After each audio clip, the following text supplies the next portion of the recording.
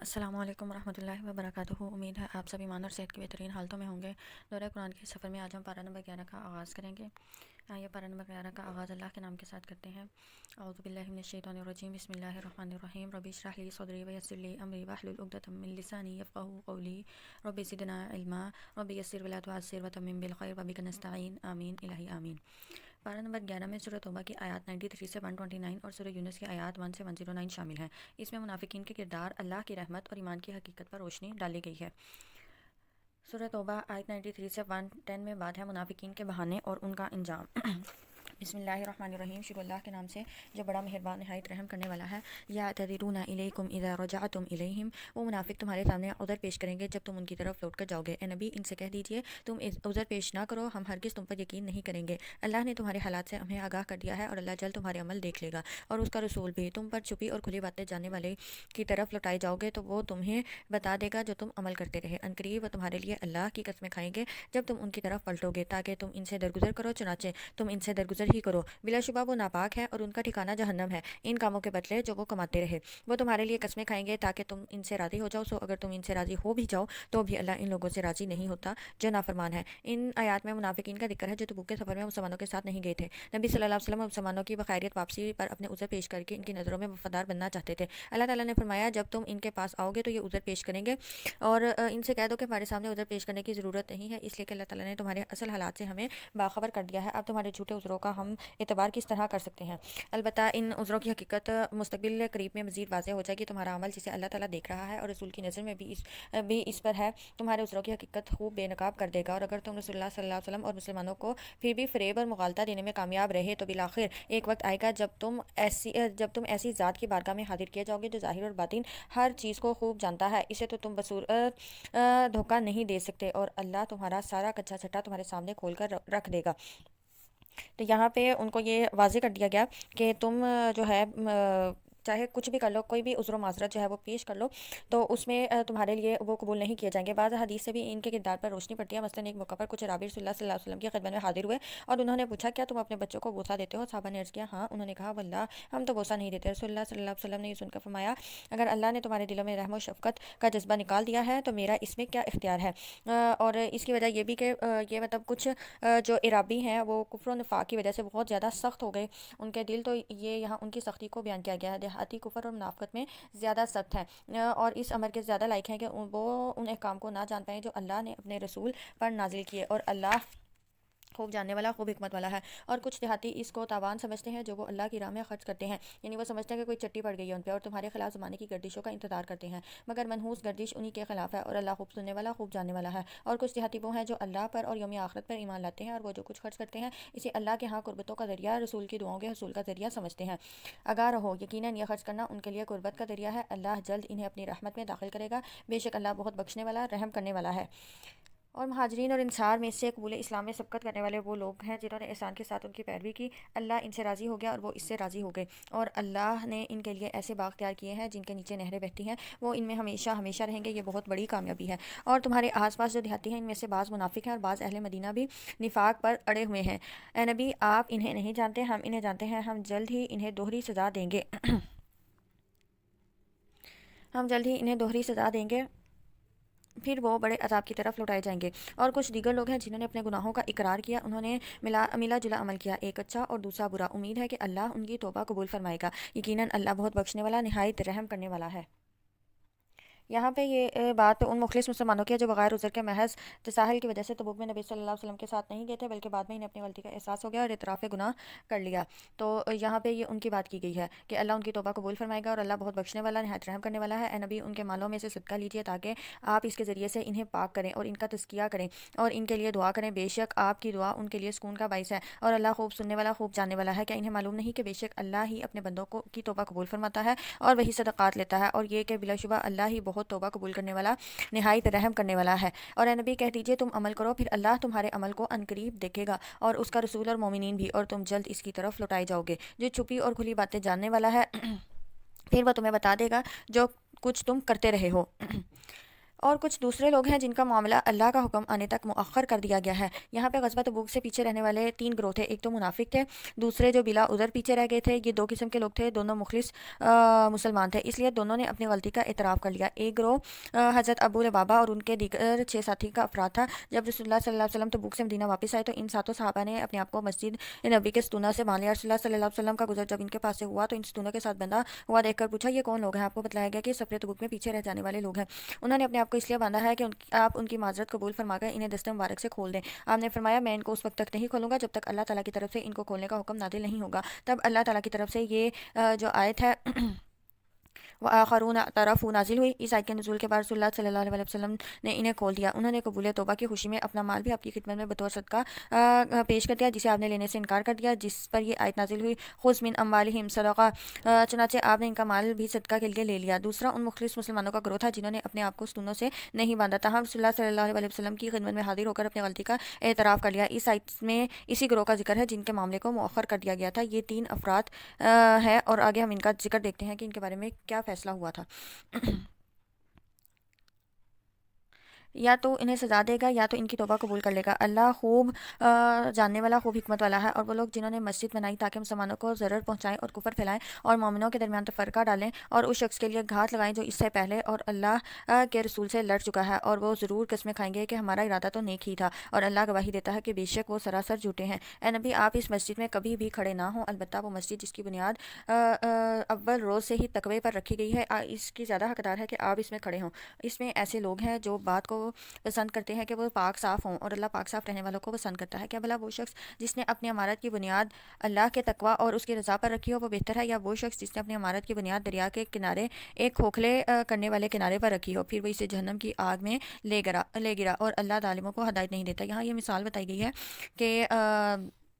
اس طرح کی جو عمارت جو اللہ کی رضا اور تقوی پہ رکھی گئی ہو وہ زیادہ بہتر ہے، یا وہ جو کسی کھوکھلے کنارے پر، یعنی اس کی بنیاد ہی کھوکھلی ہے تو وہ عمارت کس طرح سے قائم رہ سکتی ہے؟ تو دونوں عمارتیں جب ایک جیسی نہیں ہو سکتی۔ انہوں نے جو عمارت بنائی تھی وہ ہمیشہ ان کے دلوں میں شک ڈالے رکھے گی، خبردار یہ کہ ان کے دل ٹکڑے ٹکڑے ہو جائیں، اور اللہ خوب جاننے والا، خوب حکمت والا ہے۔ سورۃ توبہ کی آیات 111 سے 129 میں بات ہے سچے ایمان والوں کی قربانی۔ بے شک اللہ نے مومنوں سے ان کی جانیں اور ان کے مال جنت کے بدلے میں خرید لیے ہیں۔ وہ اللہ کی راہ میں لڑتے ہیں، پھر وہ قتل کرتے ہیں اور قتل کیے جاتے ہیں، اور اللہ کے ذمے سچا وعدہ ہے تورات اور انجیل اور قرآن میں، اور اللہ سے زیادہ اپنے عہد کو پورا کرنے والا کون ہے؟ لہٰذا تم اپنے اس سودے پر خوش ہو جاؤ جو تم نے اللہ سے کیا ہے، اور یہی بہت بڑی کامیابی ہے۔ وہ مومن توبہ کرنے والے، عبادت کرنے والے، حمد کرنے والے، روزہ رکھنے والے، رکوع کرنے والے، سجدہ کرنے والے، نیکی کا حکم کرنے والے اور برائی سے روکنے والے، اور اللہ کی حدوں کی حفاظت کرنے والے ہیں۔ اور اے نبی، مومنوں کو خوشخبری سنا دیجیے۔ نبی اور ایمان والوں کے لائق نہیں کہ وہ مشرکوں کے لیے بخشش کی دعا کریں، خواہ وہ ان کے قریبی رشتہ دار ہی ہوں، ان کے متعلق واضح ہو جانے کے بعد کہ بلا شبہ وہ دوزخی ہی ہیں، یعنی جو نان مسلم ہے اس کے لیے بخشش کی دعا کرنا جائز نہیں۔ اور ابراہیم علیہ السلام کا اپنے باپ کے لیے بخشش کی دعا کرنا بس ایک وعدے کے باعث تھا، جو وعدہ انہوں نے اس سے کیا تھا۔ پھر جب ابراہیم علیہ السلام پر وعدہ ہو گیا کہ یقیناً وہ اللہ کا دشمن ہے تو وہ اس سے بیزار ہو گئے یعنی حضرت ابراہیم علیہ السلام پر بھی جب یہ بات واضح ہو گئی کہ میرا باپ اللہ کا دشمن اور جہنمی ہے تو انہوں نے اس سے اظہار برات کر دیا اور اس کے بعد مغفرت کی دعا نہیں کی۔ بے شک ابراہیم علیہ السلام بڑے نرم دل، بہت تحمل والے تھے، اور ابتدا میں باپ کے لیے مغفرت کی دعا بھی اپنے اسی نرمی والے مزاج کی وجہ سے وہ کرتے تھے۔ اور اللہ ایسا نہیں کہ کسی قوم کو ہدایت دینے کے بعد گمراہ کر دے جب تک کہ ان کے لیے وہ چیزیں واضح نہ کر دے جن سے وہ بچے۔ بے شک اللہ ہر چیز کو خوب جانتا ہے۔ بے شک آسمان اور زمین کی بادشاہی اللہ ہی کے لیے ہے، وہی زندہ کرتا ہے اور وہی مارتا ہے، اور اللہ کے سوا تمہارا کوئی دوست اور کوئی مددگار نہیں۔ یقیناً اللہ نے نبی اور ان کے مہاجرین و انصار پر مہربانی فرمائی جنہوں نے تنگی کی گھڑی میں آپ کی پیروی کی، بعد اس کے کہ ان میں سے ایک گروہ کے دل بہک جانے کو تھے، پھر اللہ نے ان پر مہربانی فرمائی، بے شک وہ ان پر بہت شفقت کرنے والا، نہایت رحم کرنے والا ہے۔ اور ان 3 افراد پر بھی مہربانی فرمائی جنہیں حکم الہی کے انتظار میں چھوڑ دیا گیا تھا۔ یہاں پہ یہ یعنی جن کا معاملہ مؤخر اور ملتوی کر دیا گیا تھا اور 50 دن کے بعد ان کی توبہ قبول ہوئی، یہ 3 صحابہ تھے، کعب بن مالک، مرارہ بن ربیع اور حلال بن امیہ۔ یہ تینوں نہایت مخلص مسلمان تھے، اس سے قبل غزوات میں شریک ہوتے رہے۔ اس غزوہ تبوک میں صرف تساہلاً شریک نہیں ہوئے، بعد میں انہیں اپنی غلطی کا احساس ہوا تو سوچا کہ ایک غلطی تو ہو گئی ہے لیکن اب منافقین کی طرح رسول اللہ صلی اللہ علیہ وسلم کی خدمت میں جھوٹا عذر کرنے کی غلطی نہیں کریں گے، چنانچہ حاضر خدمت ہو کر اپنی غلطی کا صاف اعتراف کر لیا اور اس کی سزا کے لیے اپنے آپ کو پیش کر دیا۔ نبی صلی اللہ علیہ وسلم نے ان کے معاملے کو اللہ کے سپرد کر دیا کہ وہ ان کے بارے میں کوئی حکم نازل فرمائے گا، تاہم اس دوران میں آپ نے صحابہ کرام کو ان تینوں افراد سے تعلق قائم رکھنے حتیٰ کہ بات چیت تک کرنے سے روک دیا۔ 40 راتوں کے بعد انہیں حکم دیا گیا کہ وہ اپنی بیویوں سے بھی دور رہیں، چنانچہ بیویوں سے بھی جدائی عمل میں آ گئی۔ مزید 10 دن گزرے تو توبہ قبول کر لی گئی اور مذکورہ آیت جو ہے وہ نازل ہوئی۔ حتیٰ کہ جب زمین فراخی کے باوجود ان پر تنگ ہو گئی اور ان کی جانیں بھی ان پر تنگ ہو گئی اور انہوں نے سمجھا کہ اللہ کے غضب سے خود اس کے سوا ان کے لیے کوئی جائے پناہ نہیں، پھر اللہ نے ان پر مہربانی کی تاکہ وہ توبہ کریں۔ بے شک اللہ بہت زیادہ توبہ قبول کرنے والا، نہایت رحم کرنے والا ہے۔ اے لوگوں جو ایمان لائے ہو، اللہ سے ڈرو اور سچ بولنے والوں کے ساتھ ہو جاؤ۔ اہل مدینہ اور ان کے آس پاس رہنے والے دیہاتیوں کے لائق نہیں تھا کہ وہ جہاد میں رسول اللہ سے پیچھے رہ جائیں، اور نہ یہ جائز کہ اپنی جانوں کو نبی کی جان سے زیادہ عزیز رکھیں۔ یعنی جب یہ جہاد کا حکم ہو گیا ہے تو کسی کے لائق نہیں کہ وہ کسی بھی وجہ سے پیچھے رہے۔ یہ اس لیے کہ بلا شبہ وہ لوگ ہیں کہ انہیں اللہ کی راہ میں جو بھی پیاس اور تھکاوٹ اور بھوک کی تکلیف پہنچتی ہے، اور جو بھی ایسی جگہ روندتے ہیں جو کافروں کو سخت ناگوار ہو، اور وہ دشمن سے بھی جو کامیابی حاصل کرتے ہیں، اس کے بدلے میں ان کے لیے نیک عمل لکھا جاتا ہے۔ بے شک اللہ محسنین کا اجر ضائع نہیں کرتا۔ اور وہ جو بھی چھوٹا اور بڑا خرچ کرتے ہیں اور جو بھی وادی طے کرتے ہیں، پہاڑوں کے درمیان میدان اور پانی کی گزرگاہ کو وادی کہتے ہیں۔ یعنی اللہ کی راہ میں یہاں مراد مطلق وادیاں اور علاقے ہیں، یعنی اللہ کی راہ میں تھوڑا یا زیادہ جتنا بھی خرچ کرو گے، اسی طرح جتنے بھی میدان یا علاقے طے کرو گے، جہاد میں تھوڑا یا زیادہ سفر کرو گے، یہ سب نیکیاں تمہارے نامہ اعمال میں درج ہوں گی، جن کا اللہ کی طرف سے تمہیں اچھا بدلہ عطا کیا جائے گا، وہ سب ان کے لیے لکھا جاتا ہے تاکہ اللہ انہیں ان کاموں کی بہترین جزا دے جو وہ کرتے ہیں۔ اور مومنوں کے لیے یہ مناسب نہیں کہ وہ سبھی نکل کھڑے ہوں، تو ہر فرقے میں سے ایک گروہ دین میں سمجھ حاصل کرنے کے لیے کیوں نہ نکلا، تاکہ وہ جب اپنے قبیلے میں واپس جائیں تو انہیں خبردار کریں تاکہ وہ پیچھے والے بھی اللہ سے ڈریں۔ یہاں بعض مفسرین کے نزدیک اس کا تعلق بھی حکم جہاد سے ہے، اور مطلب یہ ہے کہ پچھلی آیات میں جب پیچھے رہنے والوں کے لیے سخت وعید اور توجیہ بیان کی گئی تو صحابہ کرام بڑے محتاط ہو گئے، اور جب بھی جہاد کا مرحلہ آتا تو سب کے سب اس میں شریک ہونے کی کوشش کرتے۔ آیت میں انہیں حکم دیا گیا کہ ہر جہاد اس نوعیت کا نہیں ہوتا کہ جس میں ہر شخص کی شرکت ضروری ہو، جیسا کہ تبوک میں ضروری تھا، بلکہ ایک گروہ کی ہی شرکت کافی ہے۔ ان کے نزدیک یتفقہوا کا مخاطب پیچھے رہ جانے والا گروہ ہے، یعنی ایک گروہ جہاد پر چلا جائے اور ایک گروہ پیچھے رہے جو دین کا علم حاصل کرے، اور جب مجاہدین واپس آئیں تو انہیں بھی احکام دین سے آگاہ کر ڈالیں۔ دوسری تفسیر اس کی یہ ہے کہ اس آیت کا تعلق جہاد سے نہیں، بلکہ اس میں علم دین سیکھنے کی اہمیت بیان کی گئی ہے اور اس کی ترغیب اور طریقے کی وضاحت ہے، اور یہ کہ ہر بڑی جماعت یا قبیلے میں سے کچھ لوگ دین کا علم حاصل کرنے کے لیے اپنا گھر بار چھوڑیں اور مدارس اور مراکز علم میں جا کر اسے حاصل کریں، پھر آ کر اپنی قوم کو نصیحت کریں۔ دین میں سمجھ حاصل کرنے کا مطلب جو احکامات ہیں ان کا علم حاصل کرنا ہے تاکہ اللہ کے احکامات کو بجا لا سکیں، اور اس سے ان کا دامن کشادہ رہے اور اپنی قوم کے اندر بھی عمل بالمعروف و نہی عن المنکر کا فریضہ انجام دیتے رہیں۔ اے لوگوں جو ایمان لائے ہو، تم ان کافروں سے لڑو جو تمہارے قرب و جوار میں ہیں، اور چاہیے کہ وہ تمہارے اندر سختی پائیں، اور جان لو کہ یقیناً اللہ متقیوں کے ساتھ ہے۔ اور جب کوئی صورت نازل کی جاتی ہے تو ان منافقین میں سے بعض ایسے ہیں جو تنزن کہتے ہیں کہ تم میں سے کس کو اس صورت نے ایمان میں زیادہ کیا، چنانچہ جو لوگ ایمان لائے ہیں اس صورت نے ان کو ایمان میں زیادہ کیا اور وہ خوش ہوتے ہیں، لیکن جن لوگوں کے دلوں میں روگ ہے تو اس صورت نے ان کی پہلی ناپاکی پر مزید ناپاکی میں اضافہ کر دیا اور وہ مرتے دم تک کافر ہی رہے۔ کیا وہ مومن نہیں دیکھتے کہ بے شک وہ منافق ہر سال ایک یا دو بار فتنے میں مبتلا کیے جاتے ہیں، پھر بھی وہ توبہ نہیں کرتے اور نہ وہ نصیحت پکڑتے ہیں، اور جب کوئی صورت نازل کی جاتی ہے تو وہ ایک دوسرے کی طرف دیکھتے ہیں کہ کہیں کوئی مسلمان تمہیں دیکھ تو نہیں رہا، پھر چپکے سے کھسک جاتے ہیں۔ اللہ نے ان کے دلوں کو پھیر دیا ہے، یعنی ان کے نفاق کی وجہ سے ان کے دل ایک تو سخت ہو گئے جو پیچھے ہم نے دیکھا، اور دوسری بات یہ کہ جب بھی وہ اللہ کا کلام سنتے ہیں وہ کفر میں زیادہ ہوتے ہیں اور وہاں سے کھسکنے کی کوشش کرتے ہیں، اس لیے کہ بے شک وہ لوگ سمجھتے نہیں۔ لوگوں یقیناً تمہارے پاس تمہیں میں سے ایک رسول آ گیا، اس پر تمہارا تکلیف میں مبتلا ہونا گراں گزرتا ہے اور تمہارے لیے بھلائی کا حریص ہے، مومنوں پر نہایت شفیق بہت رحم کرنے والا ہے۔ پھر بھی اگر وہ پھریں تو کہہ دیجئے مجھے اللہ کافی ہے، اس کے سوا کوئی معبود برحق نہیں، اسی پر میں نے بھروسہ کیا اور وہی عرش عظیم کا رب ہے۔ تو ایک داعیہ دین کا بھی رویہ یہی ہونا چاہیے کہ اگر وہ دین کی دعوت دے رہا ہے یا لوگوں کو ہدایت کی طرف بلاتا ہے تو اس پر وہ جو مطلب اپنا جو دل ہے وہ برا نہ کرے، مایوس نہ ہو، بلکہ اگر اس کو ایسے رویے کا سامنا کرنا پڑے تو اس کا کلمہ یہی ہونا چاہیے کہ میرے لیے اللہ کافی ہے، کیونکہ اللہ کے سوا کوئی بھی مومنوں کو کفایت نہیں کر سکتا، وہی عرش عظیم کا رب ہے۔ یہاں ہماری سورہ توبہ الحمدللہ مکمل ہوئی۔ آگے ہم سورہ یونس کا آغاز کرتے ہیں۔ سورہ یونس قرآن کی 10ویں سورت ہے جس میں 109 آیات اور 11 رکوع ہیں۔ یہ مکی سورت ہے اور اس میں توحید، وحی، قیامت اور اللہ کی رحمت کا ذکر کیا گیا ہے۔ سورہ یونس کا آغاز کرتے ہیں۔ سورہ یونس آیت 1 سے 20 میں بات ہے قرآن کی ہدایت۔ بسم اللہ الرحمن الرحیم، شروع اللہ کے نام سے جو بڑا مہربان نہایت رحم کرنے والا ہے۔ الف لام را، یہ حکمت والی کتاب کی آیتیں ہیں۔ کیا لوگوں کے لیے یہ تعجب کی بات ہے کہ ہم نے ان میں سے ایک آدمی کی طرف وحی بھیجی کہ آپ لوگوں کو ڈرائیں اور ان لوگوں کو خوشخبری دیں جو ایمان لائے کہ بے شک ان کے لیے ان کے رب کے ہاں سچائی کا مرتبہ ہے۔ کافروں نے کہا بے شک یہ تو یقیناً صاف جادوگر ہے۔ بے شک تمہارا رب اللہ ہے جس نے آسمانوں اور زمین کو 6 دنوں میں پیدا کیا، پھر وہ عرش پر مستوی ہو گیا۔ اس کی جو وضاحت ہے ہم نے سورہ اعراف میں بھی دیکھی تھی کہ اللہ نے زمین و آسمان کی جو تخلیق ہے وہ 6 دنوں میں کی تھی، اور آسمان پر اللہ کا جو عرش ہے اس پر اللہ پھر مستوی ہو گیا تھا، وہی ہر کام کی تدبیر کرتا ہے، کوئی سفارشی نہیں بن سکتا بغیر اس کی اجازت کے، یہی اللہ ہے تمہارا رب، چنانچہ تم اسی کی عبادت کرو،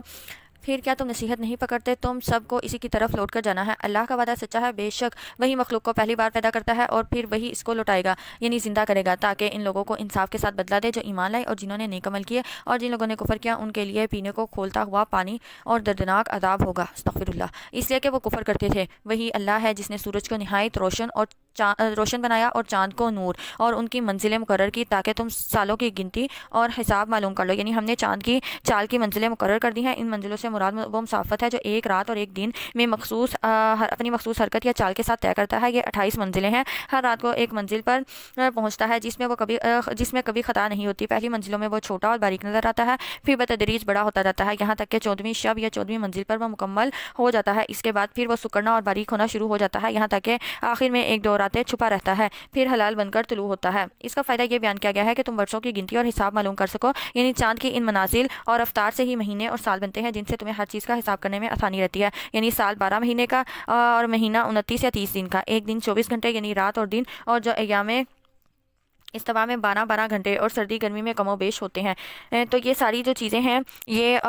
چاند کی جو منازل ہیں انہی سے پتہ چلتی ہیں، اور اگر ان چاند کے منازل پہ غور کریں تو اس میں انسان کی تخلیق کی بھی ہمیں ایک جھلک نظر آتی ہے کہ جب انسان پیدا ہوتا ہے وہ چھوٹا ناسمجھ ہوتا ہے، پھر وہ بھرپور جوانی کو پہنچتا ہے، بھرپور جوانی کے بعد پھر اس کی جو عمر ہے وہ گھٹنا شروع ہو جاتی ہے اور انسان جو ہے اپنی موت کی طرف بڑھتا جاتا ہے۔ تو انسان کو یہ یاد رکھنا چاہیے چاند کو دیکھ کر کہ جس طرح چاند کی منزلیں بڑھتی اور گھٹتی ہیں، اسی طرح انسان کی جو زندگی ہے اگر اس میں بھرپور جوانی انسان کو ملتی ہے، بھرپور طاقت و توانائی ملتی ہے، تو اس کے بعد وہ طاقت و توانائی جو ہے وہ ختم بھی ہوگی اور اس نے اپنی اجل کی طرف لوٹ کر بھی جانا ہے۔ تو اس لیے انسان کو اپنے جو اعمال ہے وہ نیک کرنے چاہیے، اور ذہن میں یہ رکھنا چاہیے کہ اس کی یہ قوت، طاقت اور یہ جوانی یہ ہمیشہ نہیں رہے گی، ہمیشہ رہنے والی چیز ہے نیک اعمال، تو انسان کو نیک اعمال زیادہ سے زیادہ کرنے چاہیے۔ یہ سب کچھ اللہ نے حق کے ساتھ ہی پیدا کیا ہے، اور وہ اپنی آیتیں تفصیل سے ان لوگوں کے لیے بیان کرتا ہے جو جانتے ہیں۔ بے شک رات اور دن کے بدل کر آنے جانے میں اور جو کچھ اللہ نے آسمان و زمین میں پیدا کیا ہے اس میں بھی البتہ نشانیاں ہیں ان لوگوں کے لیے جو ڈرتے ہیں۔ بے شک وہ لوگ جو ہماری ملاقات کی امید نہیں رکھتے اور وہ دنیاوی زندگی پر راضی اور مطمئن ہے، اور وہ لوگ جو ہماری نشانیوں سے غافل ہیں، وہی ہیں جن کا ٹھکانہ دوزخ ہے، ان عملوں کی وجہ سے جو وہ کماتے تھے۔ بے شک جو لوگ ایمان لائے انہوں نے نیک عمل کیا، ان کا رب ان کے ایمان کی وجہ سے انہیں جنت کے باغوں کی راہ دکھائے گا جن کے نیچے نہریں بہتی ہوں گی، نعمتوں کے باغات میں، اس جنت میں ان کی پکار ہوگی اے اللہ تو پاک ہے، اور اس میں ان کی دعا ہوگی سلام سلام، اور ان کی آخری پکار یہ ہوگی کہ الحمدللہ رب العالمین، تمام تعریفیں اللہ ہی کے لیے ہیں جو تمام جہانوں کا رب ہے۔ اور اگر اللہ لوگوں کو برائی پہنچانے میں جلدی کرتا تو جیسے وہ بھلائی مانگنے میں جلدی کرتے ہیں تو ان کی میعاد پوری ہو چکی ہوتی۔ اس کے ایک معنی تو یہ ہے کہ جس طرح انسان خیر طلب کرنے میں جلدی کرتا ہے اسی طرح وہ شر کے یعنی عذاب کے طلب کرنے میں بھی جلدی مچاتا ہے۔ اللہ کے پیغمبروں سے کہتا ہے کہ اگر تم سچے ہو تو وہ عذاب لے کر آؤ جس سے تم ہمیں ڈراتے ہو، تو اللہ فرماتا ہے کہ اگر ان کے اس مطالبے کے مطابق ہم عذاب جلدی بھیج دیتے تو کب یہ موت اور ہلاکت سے دو چار ہو چکے ہوتے، لیکن ہم انہیں مہلت دے کر انہیں پورا موقع دیتے ہیں۔ دوسرا معنی ہے کہ جس طرح انسان اپنے لیے خیر اور بھلائی کی دعائیں مانگتا ہے جنہیں ہم قبول کرتے ہیں، اسی طرح جب انسان غصے، تنگی یا کسی پریشانی میں ہوتا ہے تو اپنے لیے، اپنی اولاد کے لیے بد دعائیں کر لیتا ہے جنہیں ہم اس لیے نظر انداز کر دیتے ہیں کہ یہ زبان سے تو ہلاکت مانگ رہا ہے مگر اس کے دل کا ارادہ ایسا نہیں ہے، لیکن اگر ہم انسانوں کی بد دعاؤں کے مطابق انہیں فوراً ہلاکت سے دوچار کرنا شروع کر دیں تو پھر جلد ہی یہ لوگ موت اور تباہی سے ہمکنار ہو جایا کریں۔ اسی لیے حدیث میں آتا ہے کہ تم اپنے لیے، اپنی اولاد کے لیے اور اپنے مال اور ماتحتوں کے لیے بد دعائیں مت کیا کرو، کہیں ایسا نہ ہو کہ تمہاری بد دعائیں اس گھڑی کو پالیں جس میں اللہ کی طرف سے دعا قبول ہو جاتی ہے، پس وہ تمہاری بد دعا قبول فرما لے۔ تو اس لیے جو برائی ہے یا پھر تنگدستی میں اس طرح کے جملے بولنا کہ کاش میں مر جاتا اور کاش ایسا ہو جاتا ویسا ہو جاتا، تو اس طرح کے جو جملے ہیں یہ بولنے سے ہمیں بچنا چاہیے۔ چنانچہ ہم ان لوگوں کو جو ہماری ملاقات کی امید نہیں رکھتے چھوڑ دیتے ہیں کہ اپنی سرکشی میں بھٹکتے رہیں، اور جب انسان کو تکلیف پہنچتی ہے تو وہ ہمیں پکارتا ہے اپنے پہلو پر لیٹے یا بیٹھے یا کھڑے ہوئے، پھر جب ہم اس کی تکلیف دور کر دیتے ہیں تو وہ یوں گزر جاتا ہے جیسے اس نے خود کو تکلیف پہنچنے پر ہمیں پکارا ہی نہ تھا۔ یعنی یہ یہاں پہ رویہ بتایا جا رہا ہے کہ تکلیف پہ تو اللہ کو یاد رکھتا ہے، لیکن جب تکلیف دور ہو جاتی ہے یا کوئی خوشی ملتی ہے تو پھر وہ اللہ کو ایسے بھول جاتا ہے جیسے اس نے کبھی اللہ کو پکارا ہی نہ ہو۔ اسی طرح حد سے گزر جانے والوں کے لیے ان کے برے اعمال پرکشش بنا دیے گئے، اور البتہ ہم نے ان امتوں کو ہلاک کر دیا جو تم سے پہلے تھی جب انہوں نے ظلم کیا اور ان کے پاس ان کے رسول واضح دلیلوں کے ساتھ آئے اور وہ ایسے نہ تھے کہ ہم ایمان لاتے۔ مجرم لوگوں کو ہم اسی طرح سزا دیتے ہیں، پھر ان کے بعد ہم نے تمہیں زمین میں جانشین بنایا تاکہ ہم دیکھیں کہ تم کیسے عمل کرتے ہو، اور جب ان پر ہماری واضح آیتیں تلاوت کی جاتی تو وہ لوگ جو ہماری ملاقات کی امید نہیں رکھتے کہتے ہیں تو اس کے علاوہ کوئی دوسرا قرآن لے آ یا اسے کچھ بدل دے۔ کہہ دیجئے مجھے اختیار نہیں کہ میں اسے اپنی طرف سے بدل دوں، میں تو اس چیز کی پیروی کرتا ہوں جو میری طرف وحی کی جاتی ہے، بے شک اگر میں اپنے رب کی نافرمانی کروں تو مجھے بڑے سخت دن کے عذاب سے ڈر لگتا ہے۔ کہہ دیجئے اگر اللہ چاہتا تو میں اس قرآن کی تم پر تلاوت نہ کرتا اور نہ وہ اللہ تمہیں اس کی خبر دیتا، چنانچہ میں اس نبوت سے پہلے تمہارے اندر ایک مدت ٹھہرا ہوں، تو کیا تم عقل نہیں رکھتے؟ یعنی یہاں پہ انہیں کہا جا رہا ہے کہ دعوی نبوت سے قبل 40 سال میں نے تمہارے اندر گزارے، یعنی نبی صلی اللہ علیہ وسلم نے 40 سال ان کے ساتھ گزارے، کیا میں نے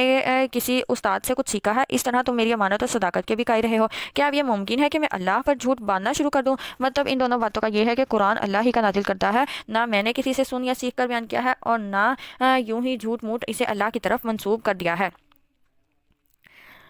پھر اس شخص سے زیادہ ظالم کون ہے جس نے اللہ پر جھوٹ گھڑ لیا، اس کی آیتوں کو جھٹلایا، بے شک مجرم فلاح نہیں پاتے، اور وہ اللہ کے سوا ایسی چیزوں کی عبادت کرتے ہیں جو انہیں نہ نقصان دیتی ہیں نہ نفع دیتی ہیں، اور وہ کہتے ہیں یہ اللہ کے ہاں ہمارے سفارشی ہیں۔ کہہ دیجئے کیا تم اللہ کو اس چیز کی خبر دیتے ہو جسے وہ آسمانوں میں نہیں جانتا اور نہ زمین میں؟ وہ پاک ہے اور بلند ہے ان سے جن کو وہ شریک ٹھہراتے ہیں، اور پہلے لوگ ایک ہی امت ہے، پھر انہوں نے باہم اختلاف کیا، یعنی یہ شرک لوگوں کی اپنی ایجاد ہے، ورنہ پہلے پہل اس کا کوئی وجود نہیں تھا، تمام لوگ ایک ہی دین اور ایک ہی طریقے پر تھے، وہ اسلام ہے جس میں توحید کی بنیادی حیثیت حاصل ہے۔ حضرت نوح علیہ السلام کی قوم سے پہلے تمام لوگ اسی توحید پر قائم رہے، قوم نوح نے اختلاف کر کے شرک شروع کیا، چنانچہ لوگوں نے اللہ کے ساتھ دوسروں کو بھی معبود، حاجت روا اور مشکل کشا سمجھنا شروع کر دیا، اور اگر نہ ہوتی ایک بات جو آپ کے رب کی طرف سے پہلے ہی طے ہو چکی تو ان میں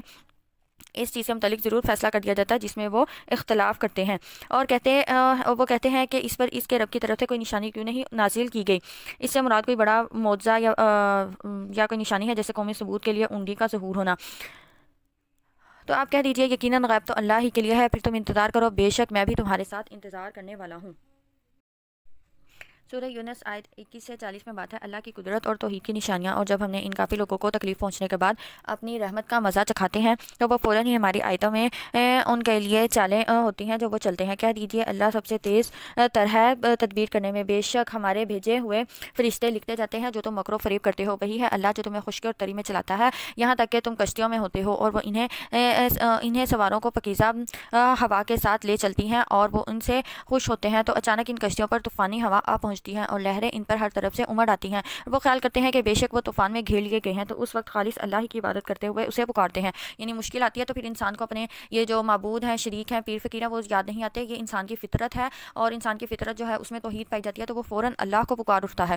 کہ اگر تو نے ہمیں اس طوفان سے نجات دی تو ہم ضرور شکر گزاروں میں سے ہو جائیں گے۔ پھر جب اس اللہ نے انہیں نجات دے دی تو وہ فوراً اسی زمین میں ناحق سرکشی کرنے لگتے ہیں۔ اے لوگوں، تمہاری سرکشی کا وبال تمہاری اپنی ہی جانوں پر ہے، تم دنیاوی زندگی کا فائدہ اٹھاؤ، پھر تمہیں ہماری ہی طرف لوٹنا ہے، پھر ہم تمہیں بتائیں گے جو تم عمل کیا کرتے تھے۔ بے شک دنیاوی زندگی کی مثال تو اس پانی کی سی ہے جسے ہم نے آسمان سے اتارا، پھر اس کے ساتھ زمین کی نباتات مل جل گئی جس سے انسان اور چوپائے کھاتے ہیں، یہاں تک کہ جب زمین نے اپنی رونق پکڑی اور مزین ہو گئی اور زمین والوں نے سمجھا کہ بے شک وہ اس فصل کے کاٹنے پر قادر ہیں، تو ہمارا حکم یعنی عذاب رات یا دن کو اچانک آ گیا، چنانچہ ہم نے اسے کٹی ہوئی کھیتی کی طرح کر دیا گویا وہ کل تھی ہی نہیں۔ اسی طرح ہم اپنی آیتیں کھول کھول کر بیان کرتے ہیں ان لوگوں کے لیے جو غور و فکر کرتے ہیں، یعنی دنیا کی مثال ایسی ہے کہ مطلب وہ ایک دھوکہ ہے اور دھوکے کے سوا کچھ بھی نہیں ہے، اور اللہ سلامتی کے گھر جنت کی طرف بلاتا ہے اور جسے وہ چاہتا ہے صراط مستقیم کی ہدایت دیتا ہے۔ جن لوگوں نے نیک کام کیا ان کے لیے بھلائی ہے اور مزید دیدار الہی ہے، اور ان کے چہروں کو سیاہی اور ذلت نہیں ڈھانپے گی، یہی لوگ جنتی ہیں اور وہ اس میں ہمیشہ رہیں گے۔ اور جن لوگوں نے برے کام کیے تو برائی کا بدلہ اس برائی کے برابر ہی ہے اور انہیں ذلت ڈھانپ لے گی، کوئی انہیں اللہ کے عذاب سے بچانے والا نہیں ہوگا۔ یوں لگے گا کہ ان کے چہروں پر تاریک رات کے ٹکڑے اڑا دیے گئے ہیں، یعنی ان کے اعمال کی وجہ سے ان کے جو چہرے ہیں وہ سیاہ ہو جائیں گے، یہی لوگ دوزخی ہیں، وہ اس میں ہمیشہ رہیں گے۔ اور جس دن ہم ان سب کو جمع کریں گے، پھر ہم ان لوگوں میں سے جنہوں نے شرک کیا کہیں گے تم اور تمہارے شریک اپنی اپنی جگہ ٹھہرے رہو، پھر ہم ان کے درمیان جدائی ڈال دیں گے، اور ان کے شریک کہیں گے تم ہماری عبادت تو کرتے ہی نہیں تھے، چنانچہ ہمارے اور تمہارے درمیان اللہ گواہ کافی ہے، بے شک ہم تمہاری عبادت سے بالکل غافل تھے۔ وہاں ہر نفس یعنی ہر شخص جان لے گا کہ جو کچھ اس نے آگے بھیجا تھا وہ اللہ جان لے گا جو کچھ اس نے آگے بھیجا تھا، اور وہ اللہ کی طرف لوٹائے جائیں گے جو ان کا حقیقی مالک ہے، اور وہ سب کچھ ان سے گم ہو جائے گا جو وہ جھوٹ گھڑا کرتے تھے۔ اے نبی کہہ دیجئے تمہیں آسمان اور زمین میں کون رزق دیتا ہے، یا کانوں اور آنکھوں کا مالک کون ہے، اور کون زندہ کو مردہ سے نکالتا ہے اور مردہ کو زندہ سے نکالتا ہے، کون ہے جو دنیا کے کاموں کی تدبیر تدبیر کرتا ہے وہ تو وہ کافر ضرور کہیں گے اللہ، تو کہہ دیجئے کیا پھر تم اللہ سے ڈرتے نہیں؟ یعنی اگر اللہ یہ سب کرتا ہے تو پھر تم شرک کس بات پہ کرتے ہو؟ یہی تو اللہ جو تمہارا حقیقی رب ہے، پھر حق کے بعد گمراہی کے سوا کیا ہے؟ پھر تم کدھر پھرے جاتے ہو؟ اسی طرح آپ کے رب کا کلمہ ان لوگوں کے بارے میں ثابت ہو کر رہا جنہوں نے نافرمانی کی، بے شک وہ ایمان نہیں لائیں گے۔ کہہ دیجئے کیا تمہارے بناوٹی شریکوں میں سے کوئی ہے جو پہلی بار مخلوق پیدا کرے پھر اسے لوٹائے یعنی دوبارہ پیدا کر دے؟ کہہ دیجئے اللہ ہی پہلی بار مخلوق کو پیدا کرتا ہے پھر وہی لوٹائے گا، لہٰذا تم کہاں بہکائے جاتے ہو؟ یعنی جن کو تم شریک بناتے ہو کیا ان کے پاس اتنی طاقت ہے کہ وہ کوئی مخلوق پہلی بار پیدا کریں یا اس کو دوبارہ سے پیدا کریں؟ تو ایسی ان کے پاس کوئی بھی طاقت نہیں، پھر کس بات پہ تم انہیں شریک ٹھہراتے ہو؟ کہہ دیجئے کیا تمہارے شریکوں میں سے کوئی ہے جو حق کی طرف ہدایت دیتا ہو؟ کہہ دیجئے اللہ ہی حق کی ہدایت دیتا ہے، پھر کیا جو حق کی طرف ہدایت دیتا ہے وہ اس بات کا زیادہ حقدار ہے کہ اس کی پیروی کی جائے، یا وہ حقدار ہے جو خود ہدایت یافتہ نہیں مگر یہ کہ اسے حق کی ہدایت دی جائے؟ چنانچہ تمہیں کیا ہو گیا ہے؟ تم کیسے فیصلے کرتے ہو؟ یعنی ایک انسان کے پاس ہدایت ہے اور ایک کے پاس نہیں ہے، تو کیا آپ ان دونوں کو برابر کہیں گے؟ بالکل بھی نہیں۔ تو تمہیں کیا ہو گیا ہے؟ تم کس بات پر ان کو شریک ٹھہراتے ہو؟ اور ان کافروں میں سے اکثر گمان ہی کی پیروی کرتے ہیں، بے شک گمان حق کے مقابلے میں کچھ بھی فائدہ نہیں دیتا، بے شک اللہ خوب جاننے والا ہے جو کچھ وہ کر رہے ہیں۔ اور یہ قرآن ایسا نہیں کہ غیر اللہ کی طرف سے گھڑ لیا گیا ہو، بلکہ یہ تو ان کتابوں کی تصدیق کرتا ہے جو اس سے پہلے کی ہیں، اور ان تمام کتابوں کی تفصیل بیان کرتا ہے، اس میں کوئی شک نہیں، یہ رب العالمین کی طرف سے ہے۔ کیا وہ کافر کہتے ہیں کہ اس رسول نے اسے گھڑ لیا ہے؟ اے نبی کہہ دیجئے تو تم اس جیسی ایک ہی صورت لے آؤ۔ یعنی یہ وہی چیلنج ہے جو بار بار قرآن پاک میں کیا گیا کہ اگر یہ قرآن نبی صلی اللہ علیہ وسلم نے اپنی ہی طرف سے گھڑ لیا ہے تو اس جیسی ایک صورت بنا لو، یا ایسی کتاب بنا لو، یا ایسی ایک آیت ہی بنا لو، اور اس میں مدد کے لیے اللہ کے سوا جن کو بلا سکتے ہو بلا لو اگر تم سچے ہو۔ بلکہ انہوں نے ایسی چیز کو جھٹلایا جس کا وہ اپنے علم سے احاطہ نہ کر سکے، اور ابھی تک اس کی اصل حقیقت بھی ان پر نہیں کھلی تھی۔ اسی طرح ان لوگوں نے بھی جھٹلایا تھا جو ان سے پہلے تھے، پھر دیکھیے ظالموں کا انجام کیسا ہوا۔ اور ان میں سے بعض وہ ہیں جو اس قرآن پر ایمان لاتے ہیں، اور ان میں سے بعض وہ ہیں جو اس پر ایمان نہیں لاتے، اور آپ کا رب ان فساد کرنے والوں کو خوب جانتا ہے۔ آیت 41 سے 60 میں بات ہے قوم نوح اور دوسری امتوں کا انجام۔ اور اگر وہ آپ کو جھٹلائیں تو کہہ دیجئے میرے لیے میرا عمل اور تمہارے لیے تمہارا عمل، تم اس سے بری ہو جو میں عمل کرتا ہوں، اور میں اس سے بری ہوں جو تم عمل کرتے ہو۔ یعنی ہر انسان کو اس کے عمل کا بدلہ دیا جائے گا، کوئی بھی انسان کسی دوسرے کے اعمال کا جوابدہ نہ ہوگا۔ اور ان میں سے بعض وہ ہیں جو آپ کی طرف کان لگاتے ہیں، پھر کیا آپ بہروں کو سنا سکتے ہیں اگرچہ وہ عقل نہ رکھتے ہوں؟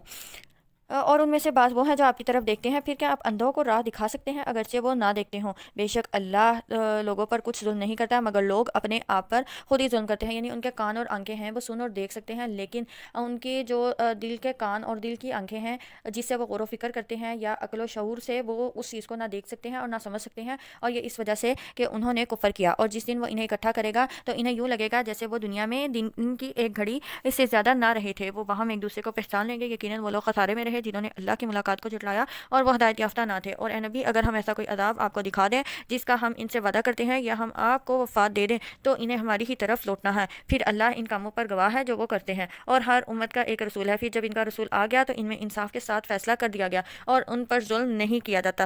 اس کا مطلب یہ ہے کہ ہم ہر امت میں رسول بھیجتے رہے، اور جب رسول اپنا فریضہ تبلیغ ادا کر چکتا ہے تو پھر ان کے درمیان فیصلہ کر دیتے، یعنی پیغمبر اور اس پہ ایمان لانے والوں کو بچا لیتے اور دوسروں کو ہلاک کر دیتے۔ اور یہ ہماری عادت نہیں کہ رسول آنے سے پہلے ہی عذاب دے دیں، اور اسی لیے یہاں پہ کہا جا رہا ہے کہ اللہ کسی پر ظلم اور ان پر ظلم نہیں کیا جاتا۔ اور کافر کہتے ہیں کہ یہ عذاب کا وعدہ کب پورا ہوگا اگر تم سچے ہو؟ اے نبی کہہ دیجئے میں اپنی ذات کے لیے نقصان کا اختیار نہیں رکھتا اور نفع کا بھی نہیں، مگر جو اللہ چاہے۔ ہر امت کے لیے ایک مقرر وقت ہے، جب ان کا مقرر وقت آ جاتا ہے تو وہ اس سے ایک گھڑی بھی آگے پیچھے نہیں ہو سکتے۔ یعنی جب کسی کی اجل آ جاتی ہے، یا پھر ان مشرکین سے کہا جا رہا ہے کہ جب عذاب کا وقت آ جائے گا تو اس کی ایک گھڑی بھی آگے پیچھے نہیں ہو سکے گی۔ کہہ دیجئے بھلا دیکھو تو اگر اس کا عذاب تم پر رات کو یا دن کو آ جائے تو کیا بچاؤ کر لو گے؟ آخر کیا چیز ہے جس کے لیے مجرم جلدی مچا رہے ہیں؟ یعنی تم جو عذاب مانگ رہے ہو، اگر وہ عذاب آ جائے تو تمہارے پاس کوئی ایسی جائے پناہ ہے جہاں تم اس عذاب سے بچ سکو؟ پھر کس بات پر تم عذاب کا مطالبہ کرتے ہو؟ کیا پھر جب عذاب واقع ہو جائے گا تب اس پر ایمان لاؤ گے؟ اس وقت کہا جائے گا کیا اب ایمان لاتے ہو، حالانکہ تم یقیناً اسے جلدی مانگتے تھے۔ پھر جنہوں نے ظلم کیا ان سے کہا جائے گا تم دائمی عذاب کا مزہ چکھو، تمہیں انہی کاموں کا بدلہ دیا جائے گا جو تم دنیا میں کماتے رہے۔ اور اے نبی وہ آپ سے دریافت کرتے ہیں کیا وہ عذاب واقعی سچ ہے؟ آپ کہہ دیجئے ہاں میرے رب کی قسم وہ سچ ہے اور تم اللہ کو عاجز نہیں کر سکتے۔ اور اگر بلا شبہ اور اگر بلا شبہ ہو ہر ظالم شخص کے پاس جو کچھ زمین میں ہے تو اسے عذاب سے بچنے کے لیے ضرور فدیہ دے گا، اور مجرم جب عذاب دیکھیں گے تو ندامت کو چھپائیں گے اور ان میں انصاف کے ساتھ فیصلہ کیا جائے گا اور وہ ظلم نہیں کیے جائیں گے۔ آگاہ رہو بے شک اللہ ہی کا ہے جو کچھ آسمانوں اور زمین میں ہے۔ آگاہ رہو بلا شبہ اللہ کا وعدہ حق ہے، لیکن ان کے اکثر لوگ نہیں جانتے۔ وہی زندہ کرتا ہے اور وہی مارتا ہے اور اسی کی طرف تم لوٹائے جاؤ گے۔ اے لوگو، یقیناً تمہارے پاس تمہارے رب کی طرف سے نصیحت اور شفا ان بیماریوں کے لیے جو سینوں میں ہے اور مومنوں کے لیے ہدایت اور رحمت آ گئی ہے۔ یہاں پہ یہ مراد قرآن اور توحید اور رسالت اور عقائد ہے کہ وہ تمہارے پاس آ چکی ہے، یہ ہدایت اور رحمت ہے، اور اس سے تم نصیحت اور شفا حاصل کرو۔ اے نبی کہہ دیجئے یہ اللہ کے فضل اور اس کی رحمت سے نازل ہوا ہے، لہذا لوگوں کو چاہیے کہ وہ اسی کے ساتھ خوش رہیں، یہ ان چیزوں سے بہت بہتر ہے جو وہ جمع کرتے ہیں۔ کہہ دیجئے بھلا دیکھو تو اللہ نے تمہارے لیے جو رزق نازل کیا ہے، پھر تم نے اس میں سے کچھ حرام اور کچھ حلال ٹھہرا لیا۔ کہہ دیجئے کہ اللہ نے تمہیں یہ حکم دیا یا تم اللہ پر جھوٹ باندھتے ہو؟ اس سے مراد وہی جانوروں کا حرام کرنا جو مشرکین اپنے بتوں کے نام پر چھوڑ دیا کرتے تھے، جس کی تفصیل ہم سورہ انعام میں دیکھ چکے ہیں۔ تو یہاں پہ کہا جا رہا ہے کہ تم نے اس کے بارے میں کوئی اللہ نے تمہیں حکم دیا یا تم اللہ پر جھوٹ باندھتے ہو؟ اور کیا گمان ہے ان لوگوں کا جو اللہ پر جھوٹ باندھتے ہیں روز قیامت کے بارے میں؟ بے شک اللہ لوگوں پر بڑے فضل والا ہے، لیکن ان میں سے اکثر شکر نہیں کرتے۔ آگے آیت 61 سے 80 میں بات ہے حضرت یونس علیہ السلام اور اللہ کی رحمت۔ اور اے نبی، آپ جس حال میں بھی ہوتے ہیں اور اللہ کی طرف سے نازل شدہ قرآن میں جو کچھ بھی پڑھتے ہیں اور تم لوگ بھی جو بھی عمل کرتے ہو، اس وقت ہم تمہیں دیکھ رہے ہوتے ہیں، اور جب تم اس میں مصروف ہوتے ہو، اور آپ کے رب سے ذرہ بھر بھی کوئی چیز نہیں چھپی ہوتی، زمین میں اور آسمان میں، نہ کوئی اس سے چھوٹی چیز اور نہ بڑی، مگر وہ واضح کتاب میں درج ہے۔ اگر ہو بے شک اولیاء اللہ پر کوئی خوف نہ ہوگا، نہ ہی وہ غمگین ہوں گے، یعنی وہ لوگ جو ایمان لائے اور اللہ سے ڈرتے رہے، ان کے لیے دنیاوی زندگی میں خوشخبری ہے اور آخرت میں بھی اللہ کی باتوں میں تبدیلی نہیں ہوتی، یہی بہت بڑی کامیابی ہے۔ اور اے نبی، ان کی باتیں آپ کو غمگین نہ کریں، بے شک عزت تو ساری اللہ ہی کے لیے ہے، وہی خوب سننے والا، خوب جاننے والا ہے۔ خبردار، بے شک اللہ ہی کے لیے ہے آسمانوں میں جو مخلوق ہے اور جو زمین میں ہے، اور جو لوگ اللہ کے سوا شریکوں کو پکارتے ہیں وہ کسی اور چیز کی پیروی نہیں کرتے مگر صرف گمان کی پیروی کرتے ہیں، اور وہ محض قیاس کے گھوڑے دوڑاتے ہیں۔ وہی ہے اللہ جس نے تمہارے لیے رات بنائی تاکہ تم اس میں سکون حاصل کرو اور دن کو روشن بنایا، یعنی رات میں اللہ نے سکونت رکھ دی ہے۔ انسان دن میں تھکا ہارا جب رات کو اپنے بستر پر لیٹتا ہے تو اسے ایک سکون اور راحت محسوس ہوتا ہے، تو یہ اللہ کی طرف سے بہت بڑی نعمت ہے۔ بے شک اس میں یقیناً بہت بڑی نشانیاں ہیں ان لوگوں کے لیے جو سنتے ہیں۔ انہوں نے کہا کہ اللہ نے بیٹا بنا لیا ہے، سبحانہ، وہ اولاد سے پاک ہے اور وہ بے پرواہ ہے، اس کے لیے ہے جو کچھ آسمانوں میں ہے اور جو کچھ زمین میں ہے، تمہارے پاس اس بات کی کوئی دلیل نہیں۔ کیا تم اللہ پر وہ بات کہتے ہو جو تم جانتے نہیں؟ اے نبی کہہ دیجئے بلا شبہ جو لوگ اللہ پر جھوٹ باندھتے ہیں وہ فلاح نہیں پائیں گے، دنیا میں تھوڑا سا فائدہ اٹھانا ہے، پھر انہیں ہماری ہی طرف لوٹنا ہے، پھر ان کے کفر کی وجہ سے ہم انہیں شدید عذاب کا مزہ چکھائیں گے۔ اور اے نبی، آپ انہیں نوح کا قصہ سنا دیجئے جب اس نے اپنی قوم سے کہا، اے میری قوم، اگر تمہیں میرا قیام اور اللہ کی آیتوں کے ساتھ نصیحت کرنا ناگوار ہے تو میں نے اللہ ہی پر توکل کیا، چنانچہ تم اور تمہارے شریک مل کر میرے خلاف فیصلہ کرو، پھر تمہارا فیصلہ تم میں سے کسی سے پوشیدہ نہ رہے، پھر مجھ پر تم وہ نافذ کر دو اور مجھے مہلت نہ دو، پھر اگر تم حق سے پھر جاؤ تو میں تم سے کسی اجر کا سوال نہیں کیا، میرا اجر تو اللہ کے پاس ہے اور مجھے یہ حکم دیا گیا ہے کہ میں فرما برداروں میں سے ہو جاؤں۔ پھر انہوں نے اسے جھٹلایا تو ہم نے اسے اور ان لوگوں کو نجات دی جو اس کے ساتھ کشتی میں سوار تھے، اور ہم نے انہیں ان کا جانشین بنا دیا، اور ہم نے ان لوگوں کو غرق کر دیا جنہوں نے ہماری آیات کو جھٹلایا۔ پھر نبی دیکھیں ان لوگوں کا کیا تھا انجام ہوا جنہیں ڈرایا گیا تھا۔ پھر ہم نے اس نوح کے بعد کئی رسول ان کی اپنی اپنی قوم کی طرف بھیجے، چنانچہ وہ ان کے پاس واضح دلائل لے کر آئے تو پھر بھی نہ ہوئے کہ وہ اس ہدایت پر ایمان لے آتے جسے وہ پہلے جھٹلا چکے تھے۔ اسی طرح ہم حد سے گزرنے والوں کے دلوں پر مہر لگا دیتے ہیں۔ پھر اس کے بعد ہم نے موسیٰ اور ہارون کو اپنی آیتوں کے ساتھ فرعون اور اس کی قوم کے سرداروں کی طرف بھیجا تو انہوں نے تکبر کیا اور وہ مجرم لوگ تھے۔ پھر جب ان کے پاس ہماری طرف سے حق آ گیا تو انہوں نے کہا، بے شک یہ تو یقیناً کھلا جادو ہے۔ موسیٰ نے کہا، کیا تم حق کے بارے میں یہ کہتے ہو جب وہ تمہارے پاس آ گیا؟ کیا یہ جادو ہے؟ حالانکہ جادوگر تو فلاح نہیں پاتے۔ انہوں نے کہا، کیا تو ہمارے پاس آیا ہے کہ ہمیں اس طریقے سے پھیر دے جس پر ہم نے اپنے باپ دادا کو پایا اور تم دونوں کے لیے زمین میں اقتدار ہو، جبکہ ہم تم دونوں پر ایمان لانے والے نہیں؟ اور فرعون نے کہا، تم میرے پاس ہر ماہر جادوگر کو لے آؤ۔ پھر جب تمام جادوگر آ گئے تو اس نے موسیٰ سے کہا، ڈالو جو کچھ تم ڈالنے والے ہو۔ پھر جب انہوں نے ڈالا تو موسیٰ نے کہا، جو کچھ تم لائے ہو یہ جادو ہے، بے شک اللہ جلد اسے باطل کر دے گا، بے شک اللہ فساد کرنے والوں کے کام نہیں سنوارتا، اور اللہ حق کو اپنے کلمات کے ساتھ ثابت کرتا ہے اگرچہ مجرم لوگ ناپسند کریں۔ چنانچہ موسیٰ پر اس کی قوم کے چند جوانوں کے سوا کوئی بھی ایمان نہ لایا، فرعون اور اس کے درباریوں سے ڈرتے ہوئے کہ کہیں وہ اسے فتنے میں نہ ڈال دے، اور بے شک فرعون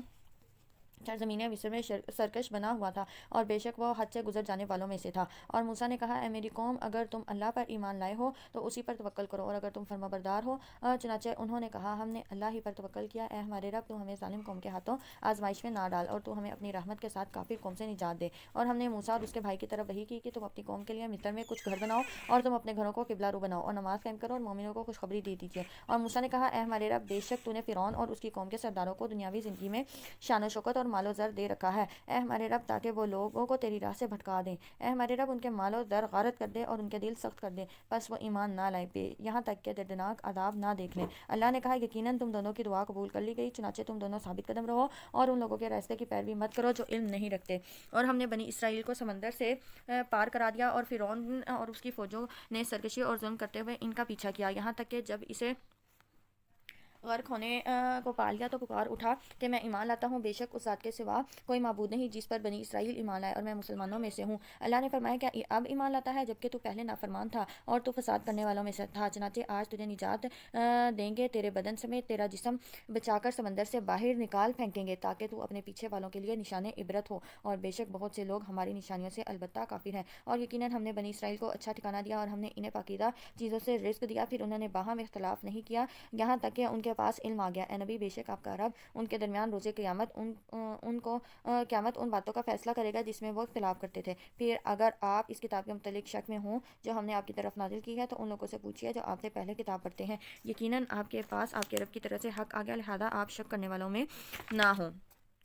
اور آپ ہرگز ان لوگوں میں سے نہ ہوں جنہوں نے اللہ کی آیتوں کو جھٹلایا، ورنہ آپ خسارہ پانے والوں میں سے ہوں گے۔ بے شک جن لوگوں کے بارے میں آپ کے رب کا حکم عذاب صادر ہو چکا ہے وہ ایمان نہیں لائیں گے، خواہ ان کے پاس ساری نشانیاں آ جائیں، یہاں تک کہ وہ دردناک عذاب بھی دیکھ لیں۔ پھر کیوں نہ ہوئی کوئی بستی ایسی کہ وہ عذاب سے پہلے ایمان لائی ہو، پھر اس کے ایمان نے اسے نفع دیا، سوائے قوم یونس کے۔ یہاں پہ اب ہم حضرت یونس علیہ السلام کا واقعہ جو ہے اس کو سٹارٹ کرنے لگے ہیں۔ جب وہ ایمان لے آئی تو ہم نے ان کی دنیاوی زندگی میں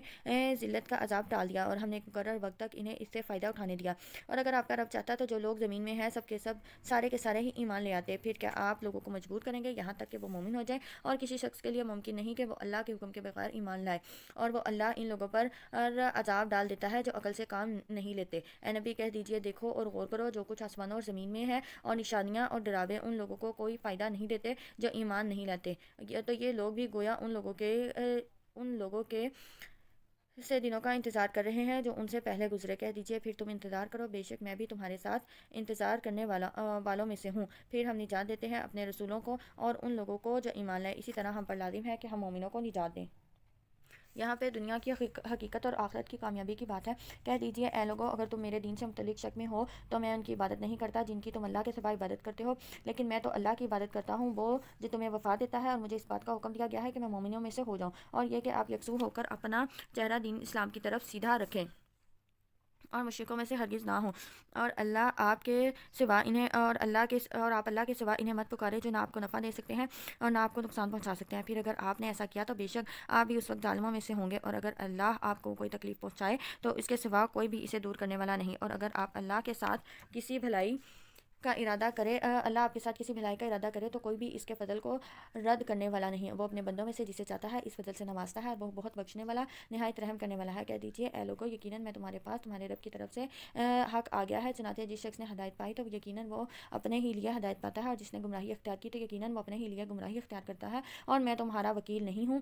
اور آپ کی طرف جو بھی وحی کی جاتی ہے آپ اس کی اتباع کیجیے اور صبر کیجیے یہاں تک کہ اللہ فیصلہ کر دے، اور وہ سب سے بہتر فیصلہ کرنے والا ہے۔ یہاں ہماری سورہ یونس جو ہے وہ مکمل ہوئی۔ آگے سورہ ہود کا آغاز کرتے ہیں۔ سورہ ہود قرآن کی 11ویں سورت ہے جس میں 123 آیات اور 10 رکوع ہیں۔ یہ مکی سورت ہے، اس میں گزشتہ قوموں کے انجام، صبر و استقامت اور اللہ کی پکڑ کا بیان ہے۔ سورہ ہود کی آیت 1 سے 5۔ بسم اللہ الرحمن الرحیم، شروع اللہ کے نام سے جو بڑا مہربان نہایت رحم کرنے والا ہے۔ الف لام را، یہ وہ کتاب ہے جس کی آیتیں محکم کی گئی ہیں، پھر تفصیل سے بیان کی گئی ہیں، بڑی حکمت والے بہت خبر رکھنے والے کی طرف سے، یہ کہ تم اللہ کے سوا کسی کی عبادت نہ کرو، اور بے شک میں تمہارے لیے اسی کی طرف سے ڈرانے والا اور خوشخبری دینے والا ہوں، اور یہ کہ تم اپنے رب سے بخشش مانگو پھر تم اسی کی طرف توبہ کرو، وہ تمہیں بہت اچھا فائدہ دے گا ایک مقرر وقت تک۔ اور ہر صاحب فضل کو اس کا فضل بخشے گا، اور اگر تم منہ موڑو گے تو بے شک میں تم پر ایک بڑے ہولناک دن کے عذاب سے ڈرتا ہوں، یعنی قیامت کے دن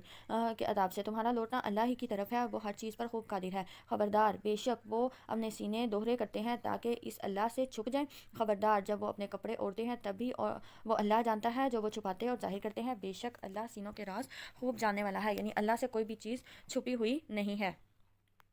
یہاں پہ ہمارا پارہ نمبر 11 مکمل ہوا۔ اس پارہ میں جو ہم نے اہم نکات سمجھے وہ منافقین کی پہچان اور ان کا انجام۔ اللہ کے راستے میں قربانی دینے والے ہی کامیاب ہیں۔ قرآن ہدایت اور رحمت ہے، اللہ کی قدرت کی نشانیاں ہر چیز میں موجود ہیں۔ یہ دنیا عارضی ہے اور اصل کامیابی آخرت میں ہی ہے۔ انشاءاللہ پھر ملاقات ہوگی، اپنا بہت سارا خیال رکھیے گا۔ السلام علیکم ورحمۃ اللہ وبرکاتہ۔